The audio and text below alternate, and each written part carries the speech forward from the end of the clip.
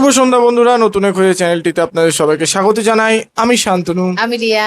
তো আজকে আমরা এসে গেছি দেখবো বলে সূরা আবাসা, যেটা আমার লাস্ট ভিডিওতে কমেন্টে তোমরা রেকমেন্ড করেছো। তো আমি ভাবছিলাম যে সূরাটা দেবো, কোন সূরাটা দেবো বুঝতে পারছিলাম না। তো এটা রেকমেন্ডেশন পেয়েছি বলে আমি এটা দিচ্ছি। তো চলো আর কথা বাড়াবো না, ডাইরেক্ট ভিডিওটা দেখে নেওয়া যাক। Let's start. بسم الله الرحمن الرحيم পরম করুণাময় ও অসীম দয়ালু আল্লাহর নামে শুরু। عبس وتولى তিনি ভ্রু কুঞ্চিত করলেন এবং মুখ ফিরিয়ে নিলেন أن جاءه الأعمى কারণ তার কাছে এক অন্ধ আগমন করল।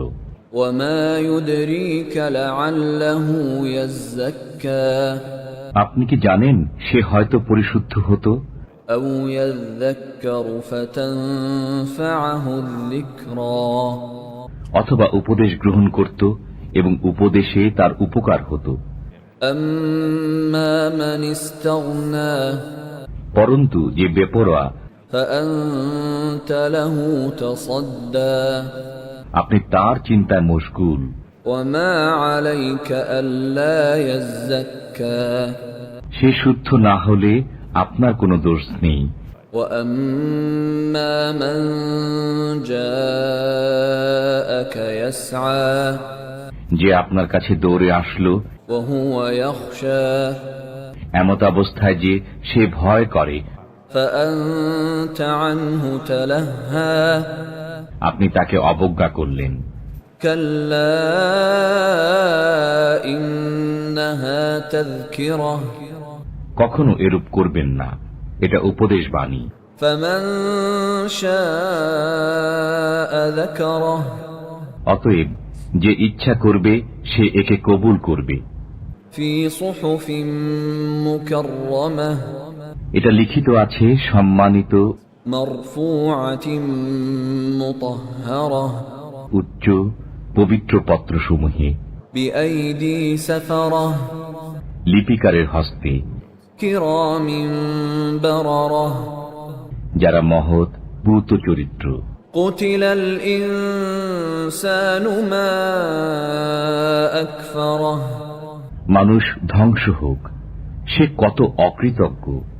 من أي شيء خلقه তিনি তাকে কি বস্তু থেকে সৃষ্টি করেছেন? من نطفة خلقه فقدره শুক্র থেকে তাকে সৃষ্টি করেছেন, অতঃপর সুপরিমিত করেছেন তাকে। ثم السبيل يسره অতঃপর তার পথ সহজ করেছেন।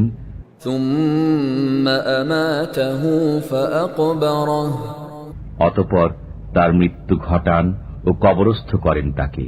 ثم إذا شاء أنشره এরপর যখন ইচ্ছা করবেন তখন তাকে পুনরুজ্জীবিত করবেন। كلا لما يقض ما أمره সে কখনো কৃতজ্ঞ হয়নি, তিনি তাকে যা আদেশ করেছেন সে তা পূর্ণ করেনি। فلينظر الإنسان إلى طعامه মানুষ তার খাদ্যের প্রতি লক্ষ্য করুক। أنا صببنا الماء صبا আমি আশ্চর্য উপায়ে পানি বর্ষণ করেছি, ثم شققنا الأرض شقا এরপর আমি ভূমিকে বিদীর্ণ করেছি, فأنبتنا فيها حبا অতঃপর তাতে উৎপন্ন করেছি শস্য, وعنبا وقبا আঙ্গুর, শাক সবজি, وزيتونا ونخلا জয়তুন, খরজুর, وحدائق غلبا ঘন উদ্যান, وفاكهة وأبا ফল এবং ঘাস, متاعا لكم ولأنعامكم তোমাদের ও তোমাদের চতুষ্পদ জন্তুদের উপকারার্থে। فإذا جاءت الصاخة অতঃপর যেদিন কর্ণবিদারক নাদ আসবে, يوم يفر المرء من أخيه সেদিন পলায়ন করবে মানুষ তার ভ্রাতার কাছ থেকে, وأمه وأبيه তার মাতা, তার পিতা, وصاحبته وبنيه তার পত্নী ও তার সন্তানদের কাছ থেকে।